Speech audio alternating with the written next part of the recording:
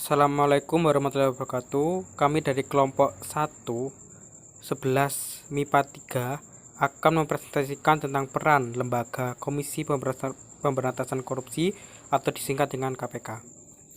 Yang pertama, peran KPK di tingkat daerah. 1. Perencanaan dan penganggaran APBD. 2. Pengadaan barang dan jasa. 3. Pelayanan tanpa satu pintu. 4. Kapabilitas APIP. 5. Manajemen ASN, optimalisasi pendapatan daerah. 7. 6.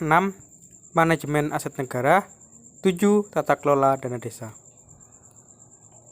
Assalamualaikum warahmatullahi wabarakatuh. Nama saya Ahmad Abdillah dari kelas 12 MIPA 3 absen 2. Akan menjelaskan tentang peran KPK di tingkat provinsi.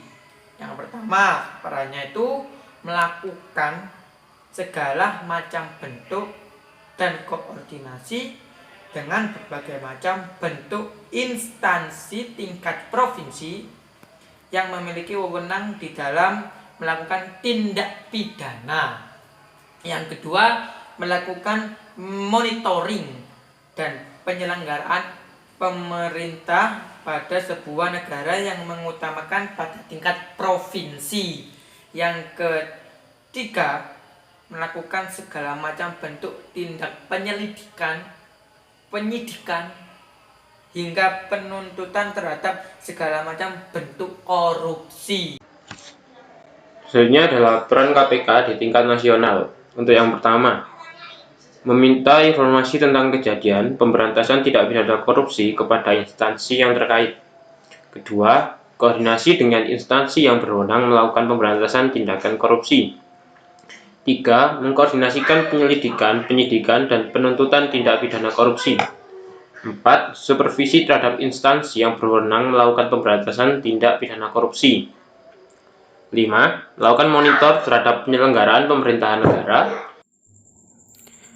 Peran KPK di tingkat nasional selanjutnya yaitu dalam melaksanakan tugas koordinasi, Komisi Pemberantasan Korupsi berwenang menetapkan sistem pelaporan dalam kegiatan pemberantasan tindak pidana korupsi, melakukan tindakan-tindakan pencegahan tindak pidana korupsi, melaksanakan dengar pendapat atau pertemuan dengan instansi yang berwenang melakukan pemberantasan tindak pidana korupsi, melakukan penyelidikan, penyidikan, dan penuntutan terhadap tindak pidana korupsi, meminta laporan instansi terkait mengenai pencegahan tindak pidana korupsi. Baiklah, selanjutnya saya Anastasia Gifnamira Salsabila, presensi 5, akan membacakan soal mengenai peran KPK beserta jawabannya. Soal nomor 1. Berikut ini merupakan pernyataan terkait dengan KPK. A. Memberikan teladan, contoh, dan model penegak hukum yang memiliki integritas, profesionalitas, dan independensi yang tinggi. B. Mendorong dan memicu lahirnya semangat dan tradisi baru dalam penegakan hukum, khususnya bagi aparat penegak hukum konvensional. C. Mengontrol hasrat korupsi yang lahir dari kekuasaan tanpa batas sebagaimana dinyatakan. D. Integritas orang-orang yang mengisi jabatan tidak tentu. Bisa saja mereka menggunakan wewenang untuk melanggengkan kasus korupsi.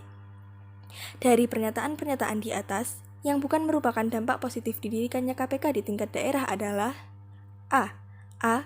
B, C, B, A, B, C, B, D, D, E, B, dan D.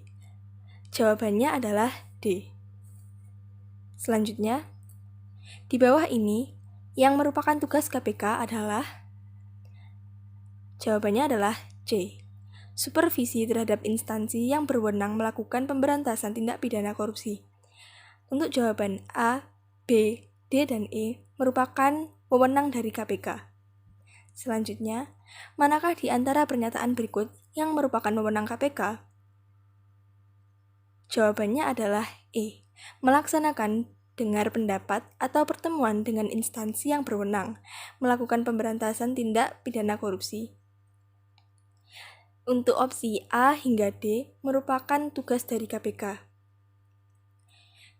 Nomor 4, dasar hukum KPK diatur dalam Undang-Undang Republik Indonesia nomor A, yakni Undang-Undang Republik Indonesia Nomor 30 Tahun 2002. Nomor 5. KPK berpegang teguh pada 5 asas, yakni jawabannya adalah B. Kepastian hukum, keterbukaan, akuntabilitas, kepentingan umum, dan proporsionalitas. Sekian, terima kasih. Wassalamualaikum warahmatullahi wabarakatuh.